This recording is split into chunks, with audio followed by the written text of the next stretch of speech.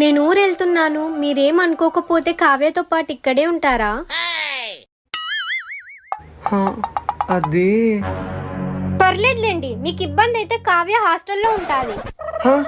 నాకేం ఇబ్బంది లేదండి. తనకు ఓకే అయితే నాకు ఓకే. సరే వెళ్ళి లగేజ్ తెచ్చుకోండి. రే మామ, లగేజ్ తెచ్చేబోరా. సరే, నేను 2 డేస్లో వచ్చేస్తా, భయపడకే. లేట్ అయినా పర్లేదు. అదే లేట్ అయినా పర్లేదు, కావ్యాన్ని నేను జాగ్రత్తగా చూసుకుంటా అని చెప్తున్నా. నీకు కళ్ళు లేవుగా, ఎలా చూసుకుంటావు? హా?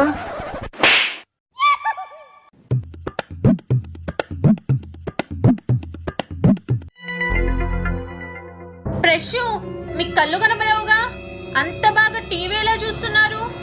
నేను చూడడం లేదండి, వింటున్నా.